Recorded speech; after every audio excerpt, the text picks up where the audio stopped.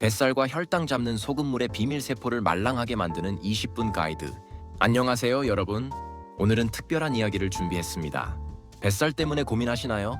혈당이 걱정되시나요? 식습관을 바꿔도 운동을 해도 별 효과가 없으셨다면 오늘 이 영상이 여러분의 인생을 바꿀 수 있습니다. 1. 왜 우리는 계속 실패하는가? 뱃살 빼려고 밥을 적게 드시나요? 혈당 잡겠다고 채식하시나요? 그런데도 여전히 변화가 없다면 더 이상 식습관의 문제가 아닙니다. 많은 분들이 내 의지가 약해서라고 생각하시는데 절대 그렇지 않습니다. 진짜 원인은 나이가 들면서 변해버린 우리 몸속 세포에 있습니다. 원래 세포는 말랑말랑합니다. 그런데 나이가 들면서 돌처럼 딱딱하게 굳어집니다. 굳어버린 세포는 아무리 좋은 음식을 먹어도 영양소를 흡수하지 못하고 노폐물은 배출하지 못합니다. 그래서 살은 빠지지 않고 혈당은 치솟는 것입니다. 다행히도 이 굳어버린 세포를 다시 말랑말랑하게 만드는 방법이 있습니다. 정말 간단해요. 아침에 마시는 소금물 한 잔이면 됩니다. 하지만 진짜 효과를 보려면 반드시 정확한 방법으로 해야 합니다. IT 세포가 딱딱해지는 이유와 그 영향. 젊을 때 우리 피부를 생각해 보세요. 손가락으로 살짝 누르면 탱탱하게 튀어오르고 꼬집어도 금방 원래대로 돌아왔죠. 그런데 나이가 들면 피부를 꼬집으면 자국이 한참 남고 눌러도 천천히 돌아옵니다. 이것이 바로 세포가 딱딱해졌다는 증거입니다. 이건 피부만의 문제가 아닙니다. 우리 몸 전체 세포가 다 이런 상태가 되어버린 겁니다. 세포를 주방 환풍기라고 생각해 보세요. 환풍기가 녹이 슬어 제대로 작동하지 않으면 어떻게 될까요? 기름때는 빠져나가지 못하고 신선한 공기는 들어오지 못하겠죠. 세포도 마찬가지입니다. 세포가 딱딱해지면 필요한 영양소가 들어가지 못하고 노폐물도 나오지 못합니다. 그러면 우리가 먹은 당분이 세포 안으로 들어가서 에너지로 쓰이지 못하고 혈액 속에만 둥둥 떠다니게 됩니다. 이것이 바로 혈당이 높아지는 이유입니다. 그리고 사용되지 못한 당분은 결국 지방으로 바뀌어 뱃살로 쌓이게 됩니다. 3. 미네랄 불균형과 소금물의 역할. 500-107-3부. 우리가 20대일 때 세포 기능을 100%라고 하면 50대가 되면 70%로 떨어지고 60대가 되면 60% 아래로 급격히 떨어집니다. 그 이유가 바로 미네랄 불균형 때문입니다. 나이가 들수록 우리 몸에서 소중한 미네랄들이 점점 더 많이 빠져나갑니다. 평상시에도 미네랄 불균형을 느낄 수 있는 순간들이 있습니다. 예를 들어 땀이 날 정도로 운동을 했는데 물을 아무리 마셔도 계속 목이 마른 적 있으신가요? 또는 아침에 일어나서 입맛이 없고 밥 먹기 싫을 때는 어떤가요? 이것이 다 미네랄이 부족하다는 신호입니다. 운동할 때 땀으로 미네랄이 빠져나가면 물만 마셔서는 갈증이 해소되지 않습니다. 세포가 물을 제대로 흡수하지 못하기 때문입니다. 아침에 입맛이 없는 것도 밤새 미네랄 균형이 깨져서 소화 기능이 떨어진 것입니다. 이런 미네랄들을 가장 자연스럽고 순수한 형태로 공급해주는 방법이 바로 매일 아침 미지근한 물 한 잔에 소금 한 꼬집을 섞어 마시는 것입니다. 밤새 굳어있던 세포에 생명수를 부어주면 세포가 다시 말랑해지면서 놀라운 변화가 시작됩니다. 4. 소금물의 5가지 놀라운 효과. 첫 번째 효과, 뱃살이 빠지고 만성 피로가 사라집니다. 우리가 음식을 먹으면 포도당이 혈액으로 들어갑니다. 이 포도당이 세포 안으로 들어가야 에너지가 되는데 문제는 나이가 들면서 딱딱해진 세포막 때문에 포도당이 세포로 들어가지 못하는 것입니다. 그러면 혈액 속에는 당이 넘쳐나는데 정작 세포는 굶고 있는 상황이 벌어집니다. 혈액에 당이 많이 남아있으면 우리 몸은 이것을 처리하려고 인슐린을 대량으로 분비합니다. 인슐린의 주요 역할 중 하나가 남은 당분을 지방으로 바꿔서 저장하는 것인데 이때 지방이 가장 많이 쌓이는 부위가 바로 뱃살 부분입니다. 소금물을 마시면 나트륨과 각종 미네랄이 세포막의 이온 통로를 활성화시킵니다. 쉽게 말해서 세포의 문을 열어주는 것입니다. 그러면 포도당이 혈액에서 세포로 쏙쏙 들어가면서 에너지로 전환됩니다. 우리가 먹는 음식이 뱃살로 가지 않고 활동 에너지로 변하는 것입니다. 두 번째 효과, 혈당이 안정되고 당뇨 증상이 완화됩니다. 혈당이 높아진다는 것은 피 속에 당이 넘쳐난다는 뜻입니다. 세포가 그 당을 제때 받아들이지 못하니까 혈액이 달콤한 시럽처럼 끈적해지는 것이죠. 그렇게 되면 혈관벽이 점점 약해지고 혈류가 느려져 손발이 저리거나 시야가 흐려지는 증상도 생깁니다. 이 상태가 오래가면 우리 몸은 최후의 수단으로 당을 소변으로 빼내려고 합니다. 그래서 당뇨 환자분들이 소변에서 단내가 나거나 이유 없이 물을 자주 찾고 밤에도 여러 번 깨서 화장실을 가는 일이 잦은 것입니다. 소금물이 이런 문제를 바로잡는 데 도움이 됩니다. 소금 속의 나트륨과 미네랄이 세포막의 통로를 열어주면서 세포가 당을 받아들일 수 있는 힘을 되찾습니다. 그러면 피 속에 떠돌던 당기 소변으로 빠져나가는 것이 아니라 세포 안으로 들어가 에너지로 쓰이게 됩니다. 세 번째 효과, 피부가 맑아지고 얼굴 붓기가 사라집니다. 이것은 특히 여성분들이 가장 빨리 체감하는 변화 중 하나입니다. 아침에 거울을 보면 눈꺼풀이 부어 있거나 손발이 무겁게 붓는 경험 많이 하시죠? 젊을 때는 나트륨을 과하게 먹으면 몸이 물을 끌어들여 아침에 붓는 경우가 있습니다. 그런데 50대 이후에는 상황이 달라집니다. 세포가 점점 단단해져서 원래 안으로 들어가야 할 물이 밖에만 고이게 됩니다. 우리 몸의 수분은 세포 안과 밖, 그리고 혈관 안에 적절한 비율로 분포되어 있어야 하는데 나이가 들면서 이 균형이 깨집니다. 세포가 딱딱해지면서 세포 안으로 들어가야 할 물이 세포 밖 공간에 고여있게 되는 것입니다. 이것이 바로 붓기의 원인입니다. 소금물은 이 문제를 완벽히 해결해줍니다. 소금 속 나트륨이 세포막을 자극해서 세포 안팎의 압력을 조절해주니까 밖에 고여있던 물이 다시 세포 안으로 들어가거나 혈관을 통해 신장으로 배출됩니다. 동시에 세포 안에는 필요한 만큼의 수분이 공급되니까 피부는 촉촉해집니다. 네 번째 효과, 만성염증이 사라지고 면역력이 강해집니다. 이유 없이 종아리가 저리고 허리가 욱신거려서 병원에 갔는데 의사는 아무 이상 없다고 하는 경우가 있습니다. 또 감기가 자주 걸리고 환절기만 되면 콧물이 훌쩍거리고 목이 칼칼해집니다. 심지어 작은 상처도 예전보다 훨씬 오래 걸려서 낫고 온몸이 무겁고 찌뿌둥한 느낌이 계속 듭니다. 이 모든 것이 다 만성염증 때문입니다. 만성염증이 생기는 가장 큰 이유는 바로 세포 안에 쌓인 노폐물 때문입니다. 우리의 세포가 점점 딱딱해지고 노폐물을 밖으로 밀어내는 힘이 약해지니까 쓸모없는 찌꺼기들이 혈관이랑 조직에 쌓이게 됩니다. 소금물에 미네랄이 몸속으로 들어가면 세포막을 말랑하게 만들면서 이런 노폐물들을 세포 밖으로 쭉쭉 빼내기 시작합니다.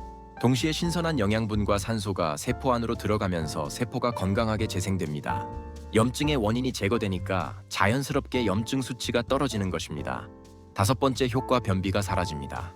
변비가 생기는 이유는 여러 가지인데 나이가 들면서 특히 두 가지 문제가 심각해집니다. 첫째는 장 운동성이 떨어지는 것입니다. 장벽에 있는 근육들이 약해지면서 변을 밀어내는 힘이 부족해집니다. 둘째는 수분 흡수 능력이 떨어지는 것입니다. 장에서 적절한 양의 수분을 흡수해야 변이 적당히 부드러운 상태로 나오는데 이 기능이 약해지면 변이 딱딱해집니다. 소금물은 이 두 가지 문제를 동시에 해결해줍니다. 우선 소금물이 위장에 들어가면 장벽을 자극해서 연동 운동을 활발하게 만듭니다. 소금의 나트륨 이온이 장 근육의 수축을 촉진하는 것입니다. 마치 잠들어 있던 엔진의 시동을 걸어주는 것처럼 장 운동을 깨워주는 역할을 합니다. 동시에 소금물은 삼투압 작용으로 장 속으로 수분을 끌어들입니다. 장 안의 소금 농도가 높아지면 주변 조직에서 물이 이동해 들어옵니다. 이 물이 변을 부드럽게 만들어서 배출을 쉽게 해주는 것입니다. 어떤 소금이 좋을까? 마트에만 가도 정제소금, 천일염, 죽염, 용소금, 히말라야 핑크솔트까지 너무 많습니다. 겉으로 보기에는 다 하얗고 비슷해 보여도 소금마다 우리 몸에 미치는 영향은 크게 다릅니다. 먼저 집에서 김치나 젓갈 담글 때 쓰는 하얗고 뽀얀 정제염은 사실 99% 순수 나트륨입니다. 말 그대로 짠맛만 있는 소금입니다. 미네랄이 거의 없기 때문에 매일 아침 정제염 한 꼬집에 소금물을 마신다고 해서 우리 몸이 좋아지지는 않습니다. 천일염은 바닷물을 염전해서 자연 건조시킨 것으로 나트륨 외에도 마그네슘, 칼슘, 칼륨 같은 미네랄들이 자연스럽게 남아 있습니다. 나트륨 함량이 85%, 미네랄 함량은 15%여서 색깔도 순백색이 아니라 살짝 회색빛이 도는 것이 자연스럽습니다.